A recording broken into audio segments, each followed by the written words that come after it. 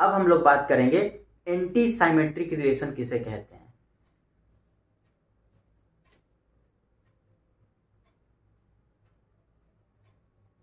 Anti symmetric relation, anti symmetric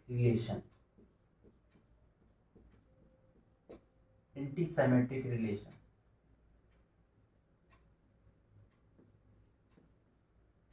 anti symmetric relation एक बार पहले define कर लेते हैं। A relation R on a set A is said to be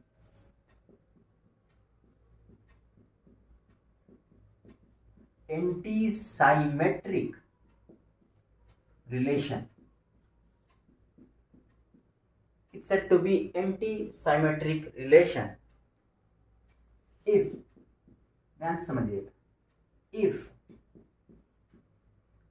अगर A, B relation में है एंड अगर A, B रिलेशन में है एंड इसका उल्टा भी है, एंड B, A भी रिलेशन में है। बहुत बढ़िया। साइमेट्रिक में क्या देखते थे कि अगर A, B रिलेशन में है तो हम देखते थे, खोजते थे कि क्या B, A है कि नहीं है। यहां ऐसा नहीं है। ये कहा कि अगर A, B रिलेशन में है और एंड B, A भी रिलेशन में है तो क्या होना चाहिए, विच इम्प्लाइज दैट, तो क्या होना चाहिए, अगर ऐसा है तो A और B दोनों को बराबर होना पड़ेगा। ये कहा अगर A, B रिलेशन में है, B, A रिलेशन में है तो भाई उस टाइम पे ये दोनों A और B दोनों बराबर होना पड़ेगा। देखिए एग्जाम्पल, जैसे एक एग्जाम्पल हम लिखे कि A बराबर 1 2 3, एक सेट हम A माने जिसपे हम लोग रिलेशन डिफाइन करेंगे। R हमारा रिलेशन हम लिखे 1, 2, R1 कह देते हैं, R1 हमारा रिलेशन है 1, 2, 2, 1, 3, 3। एक R1 रिलेशन हमने ये लिखा। एक और हम लिखते हैं रिलेशन R2, हमने कुछ ऐसा लिखा 1, 2, 1, 3 और एक हमने लिख दिया 2, 2। आप बताइए कि क्या ये R1 रिलेशन रिफ्लेक्सिव है? रिफ्लेक्सिव तो नहीं है, क्योंकि रिफ्लेक्सिव का क्या कंडीशन था कि भाई A, टाइप का चीज रिलेशन में होना चाहिए, उस सारे A के लिए जो भाई कैपिटल A से आएगा। यहाँ कैपिटल A में 1 है, 2 है, 3 है, तो हम ये चाहेंगे कि 1, 1 हो, 2, 2 हो, 3, 3 हो रिफ्लेक्सिव के लिए। लेकिन यहाँ पे भाई 1, 1 नहीं है, 2, 2 भी नहीं है, कुछ नहीं दिखाई दे रहा है, केवल 3, 3 है। तो ये R1 जो है, ये R1 रिलेशन हमारा रिफ्लेक्सिव रिलेशन तो नहीं है। क्या ये R1 हमारा क्या साइमेट्रिक रिलेशन है? साइमेट्रिक। तो साइमेट्रिक रिलेशन के लिए क्या कंडीशन था कि अगर A, B रिलेशन में है तो B, A को भी रिलेशन में होना चाहिए। यहां 1, 2 है तो हम चाहेंगे कि 2, 1 भी होना चाहिए, तो 2, 1 है। 2, 1 अगर रिलेशन में है तो हम चाहेंगे कि 1, 2 भी रिलेशन में होना चाहिए, जो कि है। 3, 3 रिलेशन में है तो हम चाहेंगे कि 3, 3 उसका उल्टा भी होना चाहिए, है। भाई R1 एक साइमेट्रिक रिलेशन तो है। अब हम बात करते हैं कि क्या R1 ट्रांजिटिव रिलेशन है। तो ट्रांजिटिव रिलेशन के लिए क्या कंडीशन था कि अगर A, B रिलेशन में है बी कॉमा सी रिलेशन में है तो ए कॉमा सी रिलेशन में होना चाहिए। तो यहाँ पे 1,2 है, यहाँ 2,1 है, ये दोनों मैच कर गया तो 1,1 होना चाहिए, नहीं है। R1 हमारा ट्रांजिटिव रिलेशन तो नहीं है।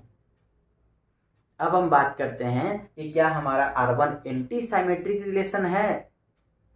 एंटी साइमेट्रिक का कंडीशन था कि अगर A comma B relation R में है, B comma A relation R में है, तो A और B दोनों बराबर होना चाहिए। हम यहाँ देखें, यहाँ 1,2 भी रिलेशन में है, इसका उल्टा भी 2,1 भी रिलेशन में है, A कॉमा बी रिलेशन में है तो और B कॉमा ए रिलेशन में है तो A और B दोनों बराबर होना चाहिए। यहाँ 1,2 भी रिलेशन में है, 2,1 भी रिलेशन में है, लेकिन यहाँ A का काम कर रहा है 1 और यहाँ B का काम कर रहा है 2। तो यहाँ कर रहा है ये A का काम, ये कर रहा है B का काम, लेकिन A और B यहाँ दोनों बराबर नहीं है। इसका मतलब ये R1 हमारा एंटी साइमेट्रिक रिलेशन भी नहीं है। तो ये हमारा R1 एंटी साइमेट्रिक रिलेशन नहीं है। अब हम बात करते हैं R2 के लिए। क्या R2 रिफ्लेक्सिव रिलेशन है? तो रिफ्लेक्सिव के लिए क्या कंडीशन था कि जो सेट A में एलिमेंट होते हैं उसी का ऑर्डर्ड पेयर होना चाहिए, मतलब A कॉमा ए टाइप का होना चाहिए। 1 है तो 1,1 टाइप का होना चाहिए। पहले ही पे ही R1 R2 जो है रिजेक्ट हो गया। और जब रिजेक्शन मिल गया है तो भाई ये R2 जो हमारा रिलेशन है, ये R2 हमारा रिफ्लेक्सिव रिलेशन नहीं है। अब हम बात करते हैं कि क्या ये साइमेट्रिक रिलेशन है। तो साइमेट्री के लिए कंडीशन था कि अगर A कॉमा बी रिलेशन में है तो B कॉमा ए भी रिलेशन में होना चाहिए। आप सोच भी रहे होंगे कि हर बार डेफिनेशन को हम क्यों बोल रहे हैं। इसलिए बोल रहे हैं कि जब बार बार आपको हम बोलते जाएंगे तो आपको बार बार वो चीज़ याद आते रहेगा, और जब कोई चीज़ याद आते रहता है तो हमेशा दिमाग में बैठ जाता है। तो सोते टाइम पे भी वो बातें जो भी हम बात बता रहे हैं वो बातें आपको आती रहेंगी। तो 1,2 है तो 2,1 होना चाहिए, नहीं है। R2 हमारा साइमेट्रिक रिलेशन नहीं है। अब हम बात करते हैं कि क्या R2 हमारा ट्रांजिटिव रिलेशन है।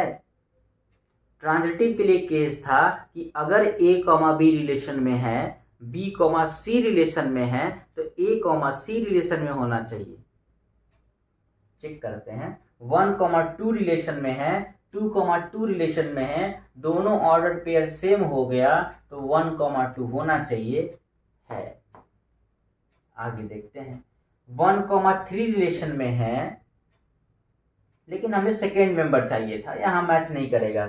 यहाँ के हिसाब से अगर हम देखें तो ये 1 है और यहाँ पे 1,3 है, तो लगभग हमको दिख रहा है कि ये कोई ऐसा ये दो ऑर्डर्ड पेयर के अलावा और कोई हमारे पास ऑर्डर्ड पेयर्स नहीं मिल रहे हैं। इसका मतलब R2 हमारा क्या है, ट्रांजिटिव रिलेशन तो है, क्योंकि ये 1,2 2,2 तो 1,2 होना चाहिए जो दिख रहा है।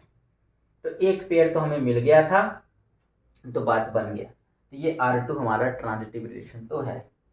अब हम बात करते हैं कि क्या R2 हमारा एंटी साइमेट्रिक रिलेशन है। एंटी साइमेट्रिक रिलेशन के लिए कहा गया था कि अगर A कॉमा बी रिलेशन में है एंड B कॉमा ए भी रिलेशन में है, दोनों होना चाहिए भाई। अगर ये दोनों है तो हम कहेंगे कि क्या A और B दोनों बराबर है कि नहीं है। तो यहाँ देखिए 1,2 तो रिलेशन में है लेकिन भाई 2,1 रिलेशन में नहीं है, तो ये वाला केस आया ही नहीं। बोले ठीक, 1,3 रिलेशन में है, 3,1 रिलेशन में होना चाहिए, आया ही नहीं। ठीक है, अच्छी बात है और खुशी की बात है। 2,2 ये तो अकेले है। तो ये बाय डिफॉल्ट क्या हो गया कि ये R2 हमारा एंटी साइमेट्रिक रिलेशन तो हो गया, क्योंकि इसका पेयर मिला नहीं। कहा था ये होना चाहिए और ये भी होना चाहिए, इसका भाई मिला ही नहीं। 1,2 था, 2,1 होना चाहिए था अगर एंटी साइमेट्रिक लगाना है तो, लेकिन ये इसका जो पेयर वाला जो था, इसका पेयर था, भाई था, वो भाग गया, नहीं है, इसके लिए चेक कर नहीं सकते हैं, इसके लिए चेक कर नहीं सकते हैं। ये 2,2 है, तो 2,2 है, मान लीजिए रिलेशन आर में है। एंड एक और ले लीजिए वही 2,2, तो ये भी ए कॉमा बी आर में है, बी कॉमा ए आर में है, तो ए और बी दोनों बराबर हो गया, तो इसके लिए तो काम बन रहा है। सिर्फ एक के लिए हमको देखना पड़ा है, इसका मतलब कि R2 हमारा जो है एंटी सिमेट्रिक रिलेशन तो है। अब हम बात करेंगे इक्विवेलेंस रिलेशन किसे कहते हैं। इक्विवेलेंस रिलेशन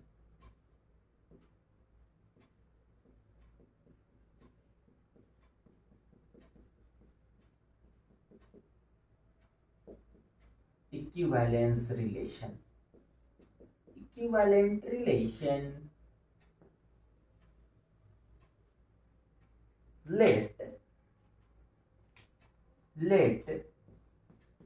लेट मत जाइएगा आप।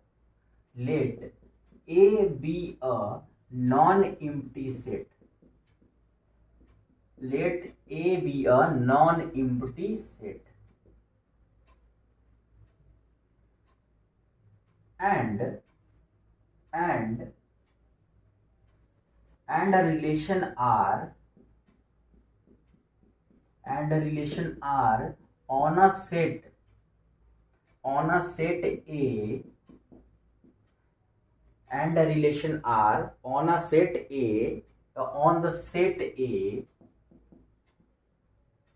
set A कहलाता है, is called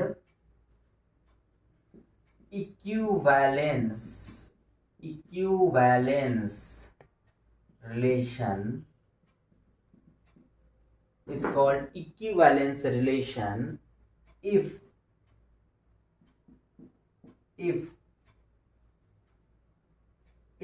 पहला नंबर क्या है? पहला नंबर ये है कि भाई रिलेशन आर को होना पड़ेगा, R is reflexive, if R is reflexive relation on the set A.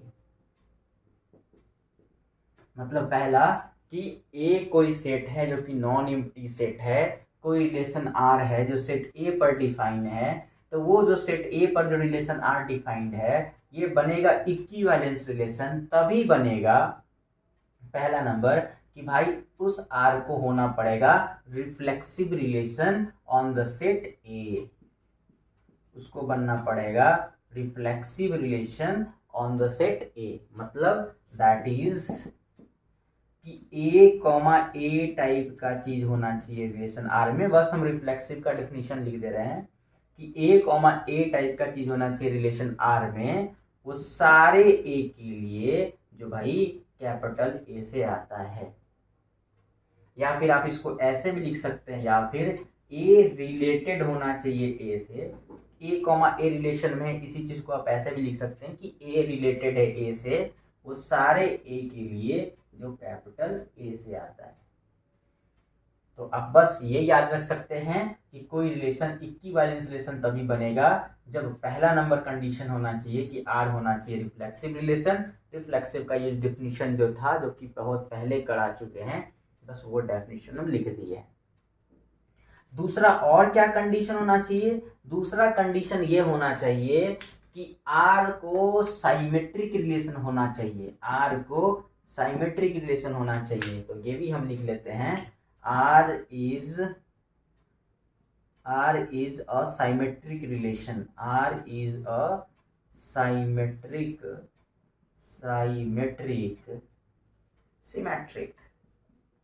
relation on the set A, that is, बस साइमेट्री का डिफिनेशन लिख लीजिए। क्या था कि अगर A comma B relation R में है तो B कॉमा ए भी रिलेशन आर में होना चाहिए, यही तो था।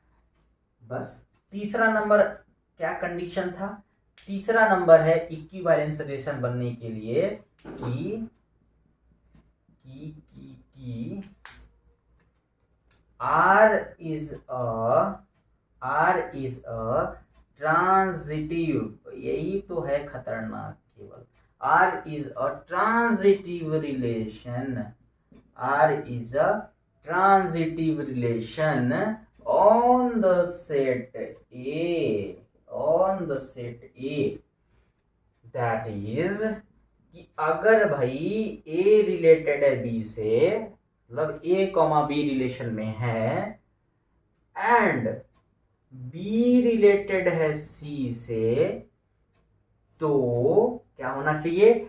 अगर A रिलेटेड है B से, B रिलेटेड है C से, तो A रिलेट होना चाहिए C से, A रिलेट होना चाहिए C से। तो यही अगर ये तीन कंडीशंस अगर फॉलो कर रहे हैं, अगर कोई रिलेशन R ये तीनों कंडीशन को फॉलो कर रहा है, तो उस रिलेशन को कहेंगे हम इक्विवेलेंस रिलेशन, उसको हम कहेंगे इक्विवेलेंस रिलेशन। लेट A be a non-empty set and a relation R on the set A is called equivalence relation। A कोई नॉन एम्प्टी सेट है, एक रिलेशन R है जो सेट A पर डिफाइन है, तो ये रिलेशन R कहलाएगा इक्विवेलेंस रिलेशन। पहला R होना चाहिए रिफ्लेक्सिव रिलेशन, दूसरा R होना चाहिए सिमेट्रिक रिलेशन, तीसरा R होना चाहिए ट्रांजिटिव रिलेशन। तो ये वाला डेफिनेशन आपको क्लियर हो गया, इसको जल्दी से लिख लीजिए। और ये डेफिनेशन एग्जाम में पूछा जाता है कि व्हाट इज इक्विवेलेंस रिलेशन, तो आप इजीली लिख सकते हैं। चलिए हम इसको मिटाते हैं।